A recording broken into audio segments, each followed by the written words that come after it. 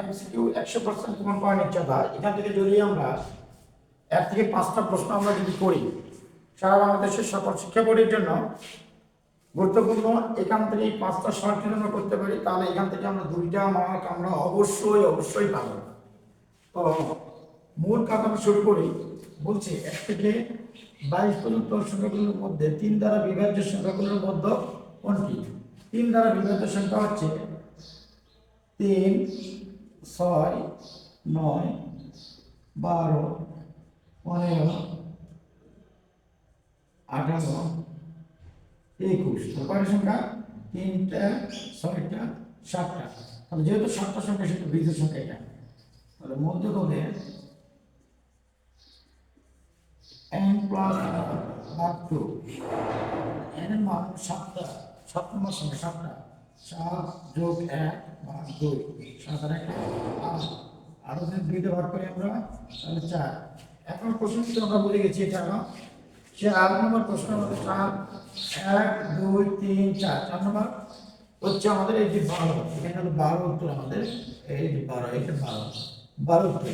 তো 2 নম্বর প্রশ্ন বলছে আমাদের যে 1 থেকে 19 পর্যন্ত মৌলিক সংখ্যা কি করব? মৌলিক সংখ্যা কোনটা? যে সংখ্যাটাকে আমরা 1 এবং ওই সংখ্যা ছাড়া অন্য বড় সংখ্যা দ্বারা ভাগ করতে পারি না। তাহলে এর মধ্যে সংখ্যা আছে 2 3 5 7 11 13 প্লাস দিলে কি আমরা সবগুলো 11 13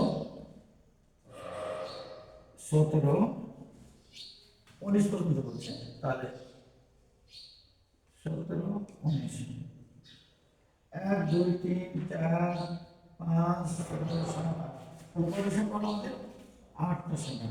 তাহলে 8টা সংখ্যা আমরা যোগ করবো, করে 8 দিয়ে আমরা ভাগ করবো। 8টা সংখ্যা যোগ করলে কত হয় আমাদের?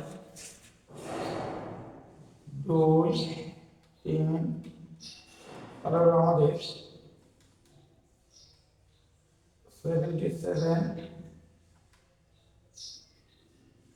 ভাগ হলো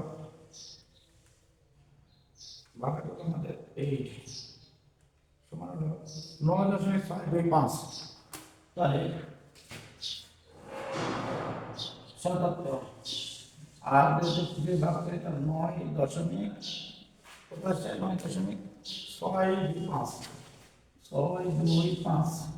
এটা উত্তর আছে 9.625। এই কাছাকাছি মান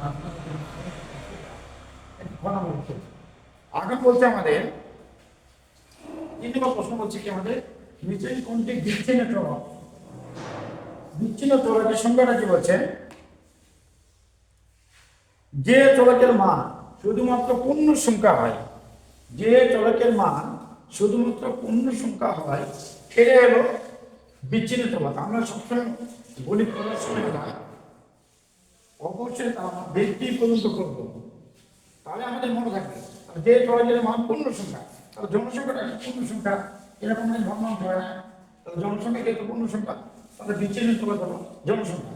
পরীক্ষার প্রাপ্ত জিপিএ ও কোন ধরনের চলক হচ্ছে এই জনসংখ্যা?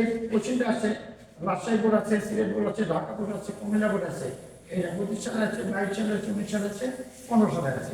তাহলে পরীক্ষার প্রাপ্ত জিপিএ, পরীক্ষার প্রাপ্ত জিপিএ হলো অবিচ্ছিন্ন চলক, কারণ এর পরিবর্তন হতে পারে, এরা ভগ্নাংশ অবিচ্ছিন্ন চলক, এই হলো অবিচ্ছিন্ন চলক। আমার পরীক্ষার নম্বর জনসংখ্যা কোন ধরনের চলক? পরীক্ষার নম্বর,